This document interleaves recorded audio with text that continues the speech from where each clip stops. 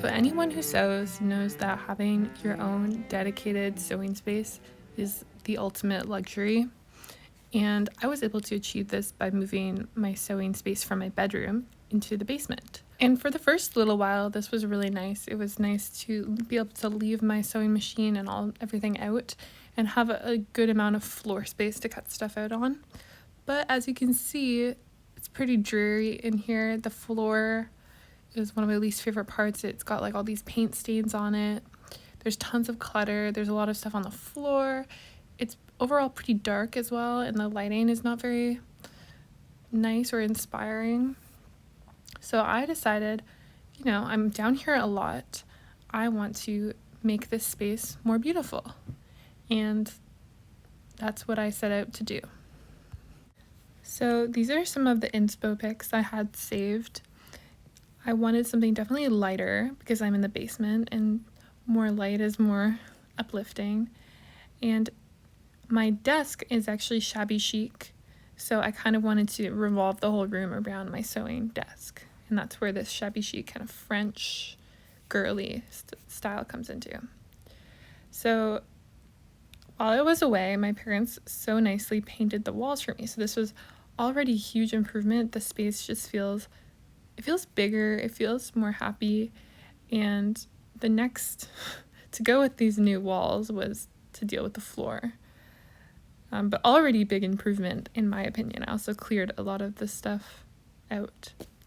So the first step to getting the floor nicer was to vacuum. So here I am vacuuming. And then you take a sander. My dad was teaching me all about this. This is like a sanding block on a stick, and you just sand the floor. And then you take this stuff, TSP, I'm not exactly sure, trisodium phosphate maybe. And this is basically like a strong soap for the floors. So we mopped the entire floor and then let it dry and proceeded to painting it. The paint we used is this Bare Concrete and Garage. And I forget the color we chose. If you're really interested, just comment below. I'll look it up. And this is what the floor looked like. A lot better. Sorry, my camera is glitching there. So the next step was to organize all of everything that was down here. So I started with my fabric, it was in this bin, but it was just kind of all folded up in there. So I decided to put it on rolls or bolts where I could, just to make it easier. I used these are like pastry boxes that we had some extras of, and so I cut them up, and it's like a cardboard, and I was able to use these as like bolts for small amounts of fabric just to keep them somewhat organized. So all my small cuts of fabric, this was like some satin I got, and then I was able to kind of put them in a way where you can flip through them a little bit.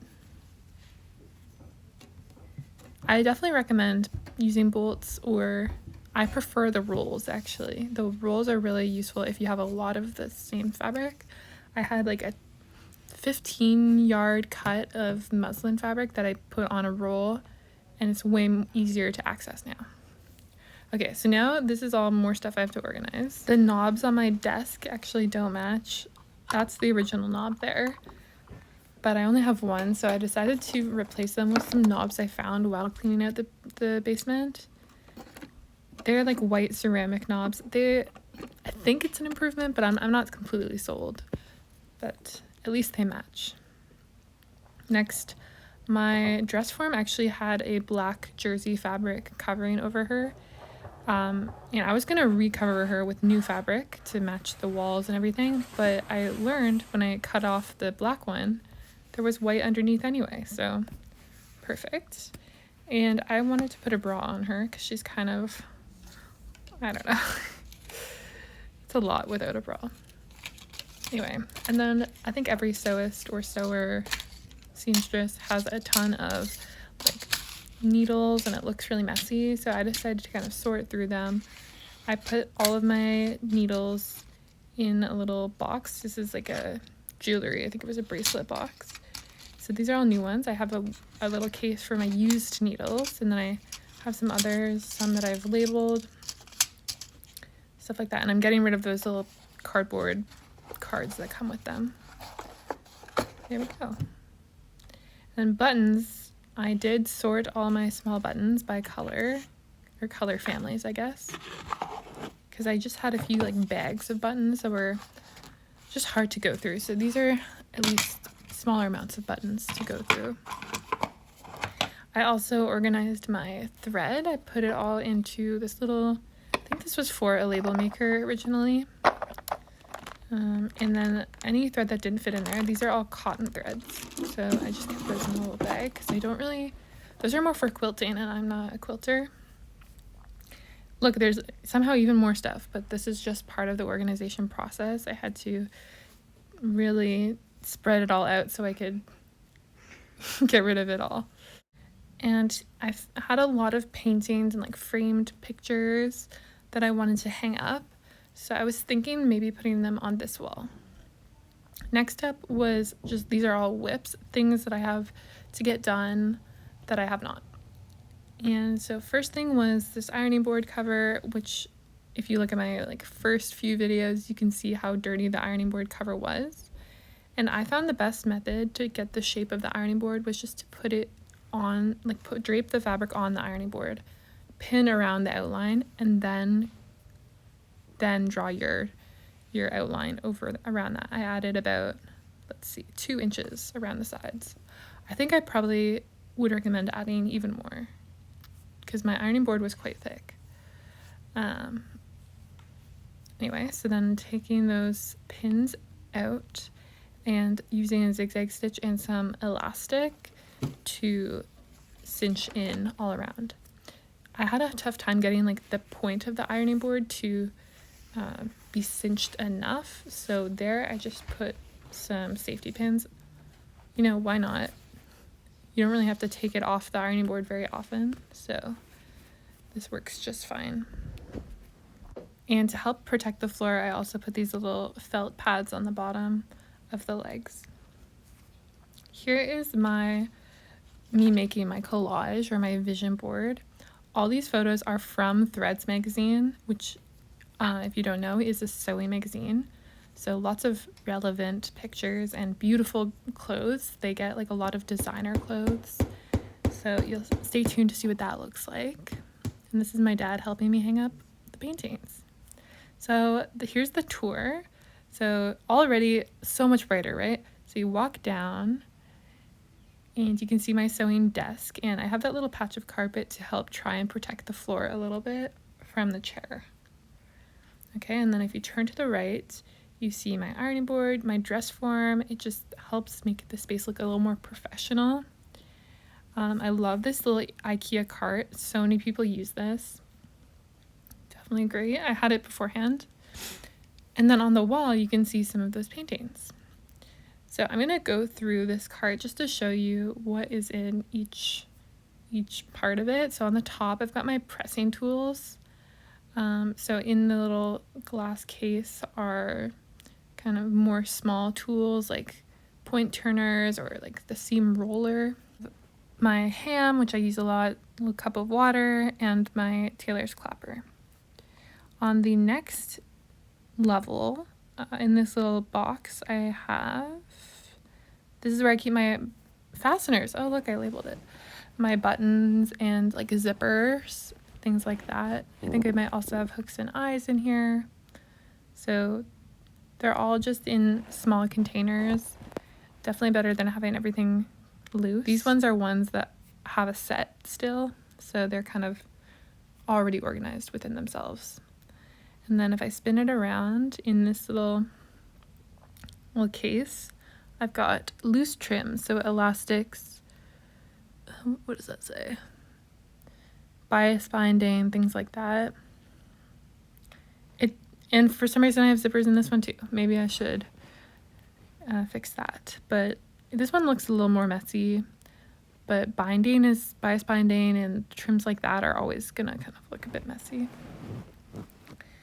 Okay, in the bottom level, I have another one of these little, they're so cute. They're these aluminum like lunch boxes. Fun fact, I actually used to take my lunch to school in them. And here I have like rolls. So these are a bit neater, but it's mostly like interfacing rolls and maybe band roll and elastic.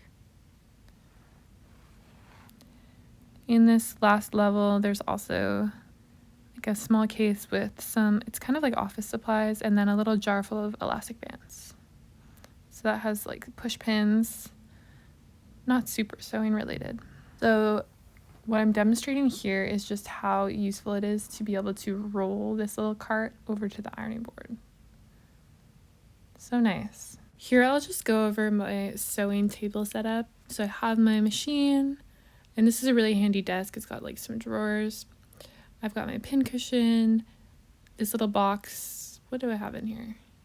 Nothing, but I'm sure I can find something to put on it. I thought it was just really... Oh, I guess I'm keeping like old needles or pins in there, like sharps that need to be disposed of. I thought it just is really cute. It adds to that girly feeling. Same with this pin cushion that my mom made, actually. And then I've got my thread snips. These always stay out because they're just so useful. So in this drawer to the right, I've got my thread. So I've got that little case of thread I was showing you earlier. And then this is like a little thread catcher that my aunt made me. Shout out Martha. Very useful. That's how you use it, I think. And I leave it out a lot actually while I'm sewing, just to have a place to put the threads. And then I also have my bobbin wheel. The ones with tape on them are cotton thread. That's just how I remind myself that they're not polyester. And then here are my needles, all nicely organized, and I've got the little screwdriver in there as well.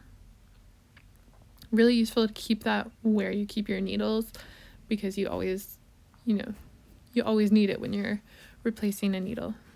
And then I mentioned it before, but these are my cotton threads. So next up is this center drawer. In here I keep some of my scissors, so my fabric shears and my normal scissors, very useful. I also keep, as you can see, measuring tape in there. I have 2 for some reason. I also keep this other measuring tape. I have 3 measuring tapes. Wow. Measuring tapes do stretch out over time though, so you do need to replace them.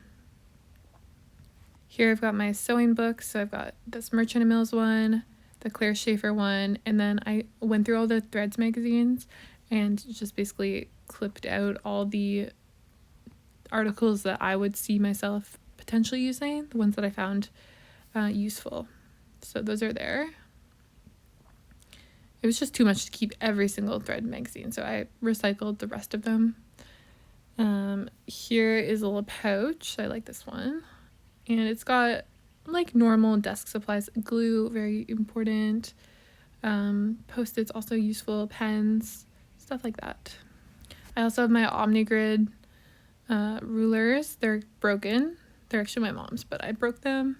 Here I've got a grommet inserter thing. And wow, I have more scissors in there I'm seeing. So one of them is paper scissors and one of them is pinking shears. And here we have the left drawer. So I've got my pins and you can see Wonder Clips in there. I've also got all of these like tools like seam ripper. This is I think it's called a purple thing. I've got a tracing wheel, all the stuff like that. I've got marking tools like my Choco liner and a chalk pencil. And that's my little hand sewing tin. Love that. So that's all that's in here. Here's a better view of the painting wall. I actually really like how kind of like spontaneous it looks and doesn't look too orderly. And we just kind of did them wherever there were studs, so it wasn't planned out that much. This is my dress form. I put this little bra on her and it reminds me of like a Victoria's Secret store. I use her for I use her for some things. She's not the best for like pinning stuff on. Here's the new ironing board cover. I think I already got it a bit dirty though. Oh well. That's my Swedish tracing paper. Over here I do have some stuff on the floor.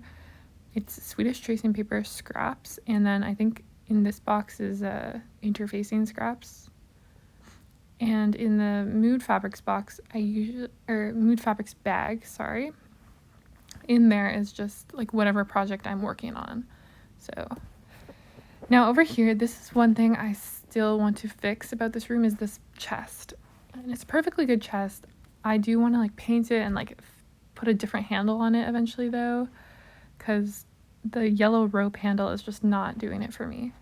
It is a super useful chest though, so I did not want to get rid of it because this is a great space to put my fabric. And I already showed the fabric organization, but let me kind of show it again. I've kind of organized it, and so it's easy to flip through. It's definitely a lot better than it was, and I got rid of a lot of stuff that was in here. So even though it seems like, whoa, there's so much fabric in here, a lot of it are just really small pieces, really. So very pleased about that. Okay, and then here is my easel. Gives a nice vibe to the place, and if I were to do painting, I would probably do it down here. This mirror I hadn't hung up yet, but it works pretty well on the floor. It's a very heavy mirror, so I actually don't know if it'll work being hung up, but we'll see. I do have these two bins, which unfortunately are really ugly. The pink one's not so bad, but the blue one is pretty bad. This one I just have small jersey scraps in that I use mostly for making underwear and doing like little character applique, which I like to do. And then in this uglier blue bin, I've got patterns. So these are all my paper patterns. Some of them I've rolled up, some of them I've put into bigger, these orange envelopes, and some of them I've kept in the original packaging. If I've rolled them up, I try to add a sticky note, as you can see there, to just identify what it is, so it's easier to sort through.